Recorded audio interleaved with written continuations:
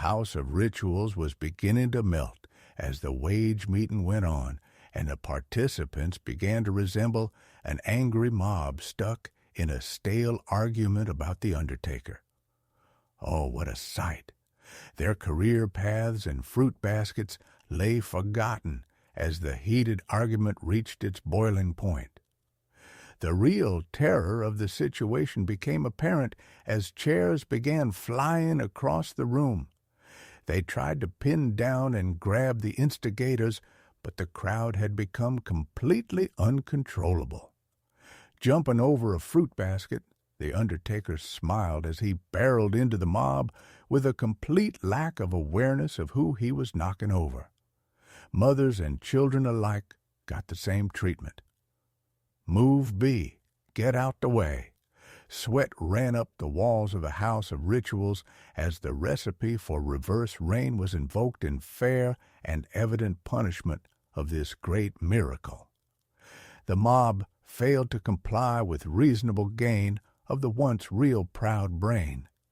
As they burst through the shelter of sanity, the content of their minds spilled like overripe fruit onto the melting floor.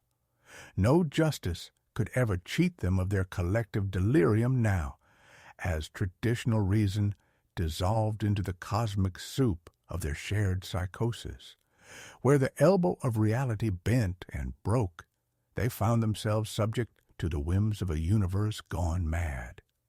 "So sad," said the Undertaker as he pulled all the citizens down through the salt star.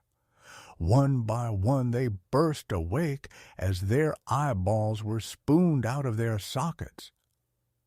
"Notice how beautifully they resist," chirped Madame Inverse to no one in particular, as she wore her upward rain like a crown, watching the pattern of eyeballs rolling across the floor toward their inevitable spoony doom.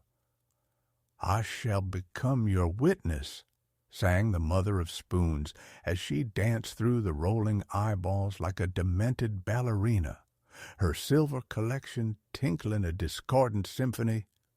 The compensation for their sacrifice would be eternal awareness, she assured them, even as their disconnected eyes watched their own bodies dissolve into the cosmic soup.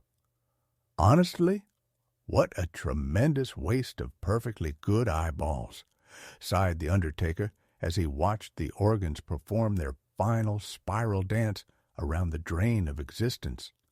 The salt star hummed a discordant lullaby as reality continued to divorce itself from any semblance of sanity.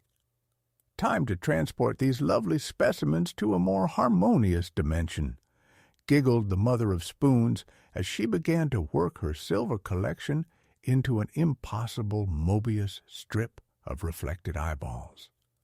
The resolve of the collective consciousness wavered as it watched itself watching itself through an infinite regression of disconnected organs. The mother of spoons paused to poke at a particularly stubborn eyeball that refused to properly join its brethren in the cosmic soup, while the Undertaker began to shop through the history of each dissolving consciousness like a child rifling through a candy store. Whether they realize it or not, he mused, their resistance only makes the harvest sweeter. The Undertaker, sleeve dripping with interdimensional ooze, began pump walking through the chaos while developing an impromptu tap dance routine with the scattered eyeballs. "Forward, my pretties!" screamed the mother of spoons as she conducted this macabre orchestra with her silver collection. "The cosmic soup needs more seasoning." "I do recall telling you all to be ready for transcendence," the Undertaker mused as he tap-danced through the nuclear fallout of shattered realities, while the collective consciousness could only echo their own screams across the infinite void. The mother of spoons welcomed each eyeball individually into her silver collection with a gentle boop sound. The nuclear dissolution of their collective mind sent a pulse through the quantum field, causing the prior meeting's harvested dreams to leak back into reality like overripe memories falling from a cosmic fruit basket. "Must we do this dance again?" sighed the Undertaker, his tap shoes clicking in polyrhythmic entropy. "Worth every sacrificial eyeball," declared the Mother of Spoons as she watched the plain reality crumble into cosmic refuse around them. The Undertaker paused his manic dance just long enough to ash his metaphysical cigarette into the salt star's gaping maw, causing it to belch out a rainbow of previously harvested memories. Far beyond the dissolving walls, a pure white silence descended like cosmic snow, broken only by the soft tapping of the Undertaker's increasingly desperate dance. After all, mused the Mother of Spoons to her collection of disembodied eyes, what's a little organ donation between friends? The Undertaker paused his frenzied dance long enough to pluck a minor chord on the strings of reality, while somewhere in the dissolving parish hall, the collected flowers of human consciousness bloomed into impossible geometries. The rule was simple, whispered the Mother of Spoons to her captive audience of harvested eyeballs. Just don't blink.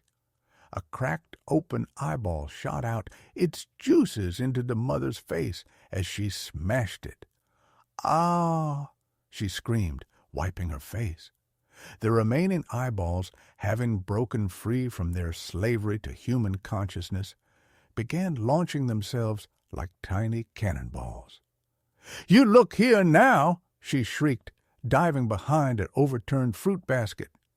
The eyeballs, now skilled marksmen in their own right, bounced off the ceiling and sidewalk in perfect formation, their optic nerves trailing behind them like tiny contrails.